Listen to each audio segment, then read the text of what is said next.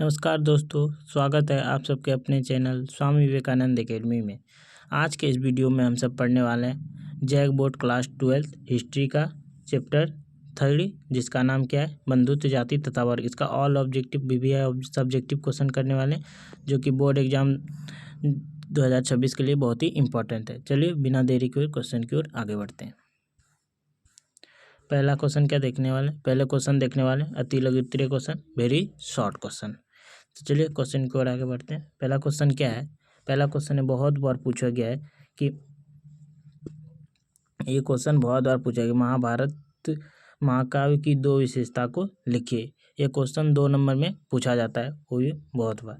इसमें कि महाभारत दुनिया का सबसे बड़ा महाकाव्य है। महाभारत जो दुनिया का सबसे बड़ा महाकाव्य है जिसमें 1 लाख से अधिक श्लोक है। यह एक पहली विशेषता 1 लाख श्लोक है। इनमें न केवल कुरुक्षेत्र का युद्ध का वर्णन है, इनमें से सिर्फ कुरुक्षेत्र का वर्णन ही नहीं है बल्कि उस समय का सामाजिक, धार्मिक और राजनीतिक और पारंपरिक जीवन को भी दर्शाया गया है। जब ये महाभारत हो रहा था उस समय में का सिर्फ कुरुक्षेत्र का युद्ध ही नहीं इसका वर्णन है इसमें बल्कि इसमें वहाँ तभी जब महाभारत हो रहा था वहाँ का सामाजिक स्थिति कैसा था, धार्मिक स्थिति और राजनीतिक और पारिवारिक स्थिति कैसा था, इस सब के बारे में भी बताया गया है। अगला क्वेश्चन की ओर बढ़ते हैं। अगला क्वेश्चन है क्वेश्चन नंबर 2। क्वेश्चन नंबर 2 क्या है, क्वेश्चन नंबर गोत्र से आप क्या समझते हैं। ये मोस्ट इम्पोर्टेंट है, याद कर लीजिएगा, 2 नंबर में आता ही आता है, बार बार पूछा जाता है। तो इसका राइट आंसर क्या है, इसका राइट आंसर गोत्र व्यक्ति के पितृवंश को दर्शाने वाला एक पहचान चिन्ह है। ठीक, गोत्र जो है पितृवंश को जो दर्शाने वाला एक पहचान चिन्ह है। यह दर्शाता है कि व्यक्ति का बंध किस एक प्राचीन ऋषि या कुल से है। यह गोत्र क्या दर्शाता है, गोत्र दर्शाता है कि ये व्यक्ति का जो संबंध है या फिर किस कुल से है, किस प्राचीन ऋषि से है या फिर कौन सा वंश से है, ये सब दर्शाता है। आगे देखते हैं, आगे क्या है, आगे है कि गोत्र विवाह व्यवस्था में भी महत्वपूर्ण भूमिका निभाता है। गोत्र विवाह में व्यवस्था में भी यह महत्वपूर्ण भूमिका निभाता है क्योंकि समान गोत्र में विवाह वर्जित माना जाता है और समान गोत्र में जो विवाह क्या माना जाता है, वो वर्जित माना जाता है। एक आप सबको समझ में आ गया क्वेश्चन होगा। अगला क्वेश्चन की ओर आगे बढ़ते हैं। क्वेश्चन नंबर 3 क्या है कि पितृसत्तात्मक से आप क्या समझते हैं। पितृसत्तात्मक क्या होता है, जो जल्दी समझते हैं। पितृसत्तात्मक वह होता है जिसमें परिवार और समाज एक पर पुरुषों पर नियंत्रण होता है। पितृ जो सत्तात्मक होता है वह होता है जो जिस परिवार में जिस परिवार में पुरुषों का नियंत्रण होता है उसे पितृ।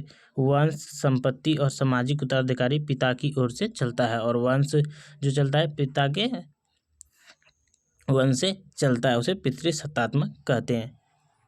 अगला पॉइंट क्या, अगला पॉइंट है कि महिलाओं को अपेक्षाकृत कम अधिकार मिलते हैं और निर्णय पुरुष द्वारा लिए जाते हैं। और पितृसत्तात्मक में है जो महिलाओं का जो थोड़ा कम अधिकार मिलता है और पुरुषों द्वारा निर्णय लिया जाता है। और मातृसत्तात्मक में उल्टा होता है, जो माता होता है उसके द्वारा वंश आगे बढ़ता है। आगे क्वेश्चन बढ़ते हैं। Question number 4।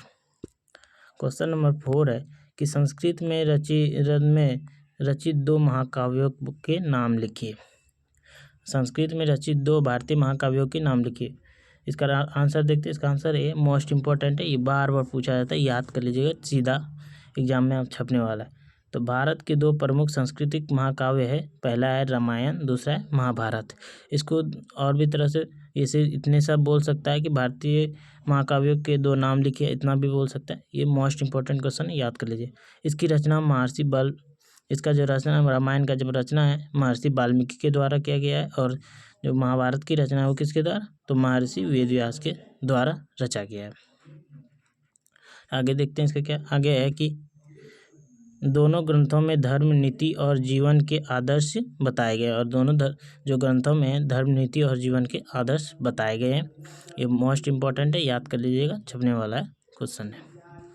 आगे क्वेश्चन शॉर्ट क्वेश्चन देख लेते हैं। शॉर्ट और दीर्घ दोनों इसी में है क्योंकि ये चैप्टर छोटा है, इसमें से थोड़े कम क्वेश्चन पूछे जाते हैं। तो चलिए देखते हैं आगे और। हम इसमें वही क्वेश्चन लेकर आए हैं जो कि पूछे जाते हैं, फालतू क्वेश्चन नहीं है। पहला क्वेश्चन क्या है, मनुस्मृति या महाभारत में कितने प्रकार का विवाह का उल्लेख है? कितने प्रकार का उल्लेख है, तो चलिए देखते हैं। जो पहला आंसर देखते हैं, मनुस्मृति और महाभारत में विवाह के 8 प्रकार बताए गए हैं। मनुस्मृति और महाभारत में जो विवाह के 8 प्रकार बताए गए हैं, जिसमें से 4 प्रकार का विवाह शुद्ध माना जाता है और 4 प्रकार का विवाह अशुद्ध माना जाता है। समझ गए? और चलिए देखते हैं एक एक करके कौन सा विवाह शुद्ध माना जाता है, कौन सा अशुद्ध। तो पहले देखते हैं अच्छे विवाह, जो 4 अच्छे विवाह होते हैं धार्मिक और सामाजिक रूप से स्वीकार। तो पहले बाहरीय विवाह क्या होता है, जब पिता योग्य ब्राह्मण वर को बिना दहेज के अपने बेटी को खुशी से दे देता है, इसे सर्वश्रेष्ठ विवाह माना गया है। जब पिता जो है योग्य ब्राह्मण यानी योग्य ब्राह्मण वर मतलब योग्य जो भी वर है, वो जो भी लड़का है वो लड़की के लिए ये सामान्य है, योग्य है, उसी को अपना बेटी खुशी से दे देता है, तो इसे सर्वश्रेष्ठ माना जाता है। आगे देखते हैं। आगे दूसरा नंबर है देव विवाह। देव विवाह क्या होता है? देव विवाह होता है जब पिता यज्ञ के दौरान पुरोहित को कन्यादान करती है। यह धार्मिक कार्यों में कन्या का दान होता है। देव विवाह में क्या होता है? देव विवाह में जब पिता है कि यज्ञ के दौरान पुरोहित को कन्या दान कर देता है, यह जो है धार्मिक कार्य में कन्या का दान होता है। अगला कौन सा है? अगला विवाह है प्रजापत्य विवाह। प्रजापत्य विवाह में क्या होता है? जब कन्या का विवाह वह इस नियत से होता है कि दोनों साथ मिलकर धर्म का पालन करेगी, इसे जिम्मेदारी और संपूर्ण महत्वपूर्ण होता है। तो जब कन्या का विवाह इस नियत पे की जाती है कि पति पत्नी दोनों मिलकर धर्म का पालन करेंगे और अच्छे से रहेंगे, अपना घर चलाएंगे, तो उसे प्रजापति विवाह कहते हैं।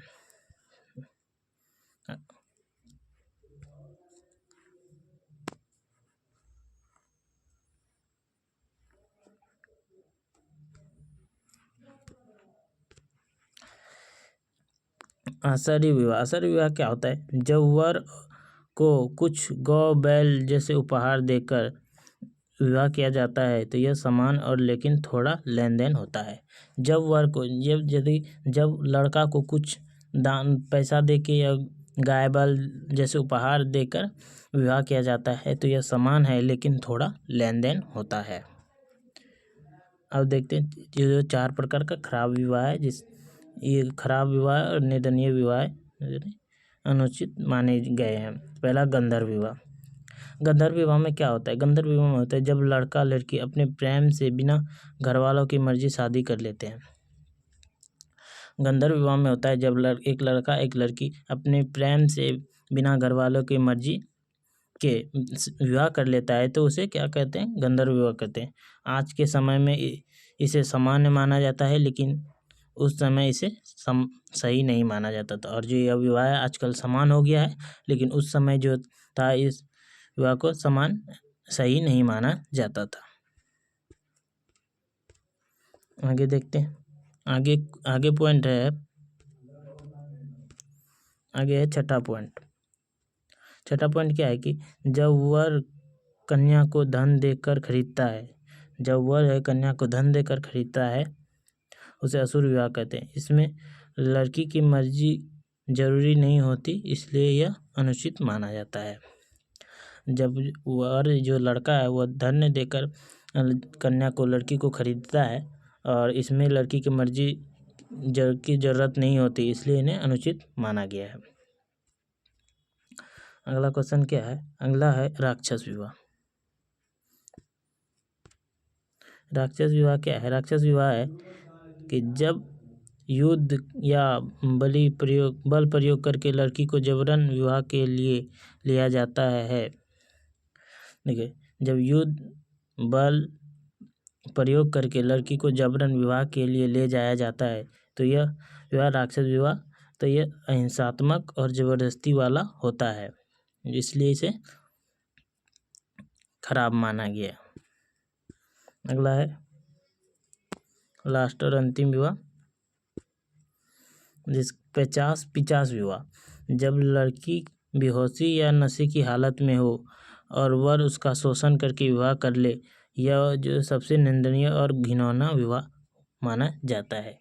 जब कोई लड़की बेहोश हो या नशे की हालत में हो और उसे वर उसका शोषण करके विवाह कर ले, ये सबसे निंदनीय और घिनौना विवाह होता है, सबसे खराब होता है। तो चलिए, आप सबको अच्छे से समझ में आ गया होगा। तो चलिए अगले क्वेश्चन की ओर बढ़ते हैं। क्वेश्चन नंबर 2 क्या है? क्वेश्चन नंबर 2 है कि महाभारत को समझने में इतिहासकारों की क्या क्या कठिनाई हुई। महाभारत को समझने में इतिहास के लिए क्या कठिन क्यों है? तो चलिए देखते हैं इसका आंसर। ये 2024 का जो मॉडल पेपर आया था उसमें आया था ये क्वेश्चन। तो महाभारत एक बहुत ही पुराना और लंबा और जटिल ग्रंथ है। महाभारत जो है बहुत ही पुराना, लंबा और जटिल ग्रंथ है। इसमें कई कहानी, पात्र और घटनाएं हैं जो सोच भी हो सकती है और कल्पना भी।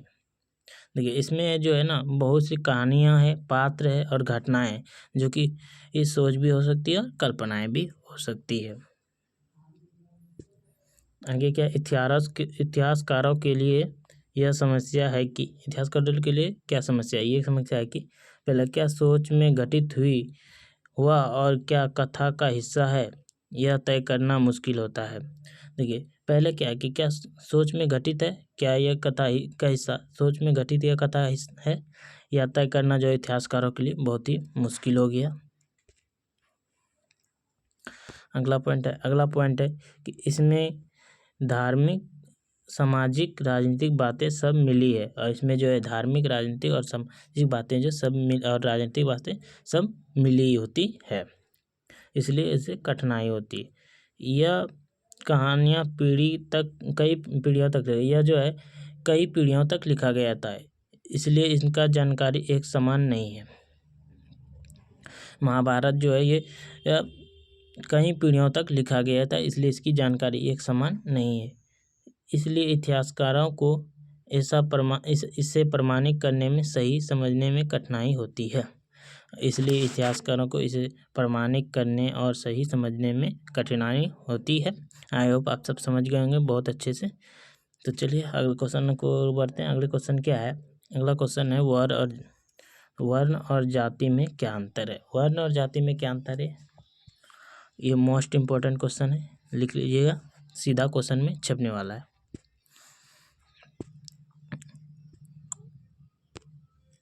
क्वेश्चन क्या है कि वर्ण और जाति में अंतर। तो आंसर देते, वर्ण और जाति दोनों समाज को बांटने के तरीका है। वर्ण और जाति जो समाज को बांटने का अलग अलग तरीका है, लेकिन दोनों में महत्वपूर्ण अंतर है। पहला वर्ण देख लेते हैं। वर्ण क्या है? वर्ण प्रणाली में धर्म और काम के आधार पर बनी थी। वर्ण प्रणाली जो होता है वो धर्म और काम के आधार पर बना था। इसमें समाज के चारों भागों में बांटा गया। इसमें समाज को जो है 4 भागों में बांटा गया। पहला ब्राह्मण, दूसरा क्षत्रिय, तीसरा वैश्य, चौथा शूद्र। जो ब्राह्मण का काम क्या था? पढ़ाई करना, पूजा पाठ करने का। क्षत्रिय का युद्ध और शासन करने का। व्यापार है, वैश्य का व्यापार, किसान, और जो शूद्र का है वो तीनों का सेवा करना था। वर्ण को लचीलापन था। वर्ण को जो लचीलापन था, कोई मेहनत से अपना वर्ण बदल भी सकता था।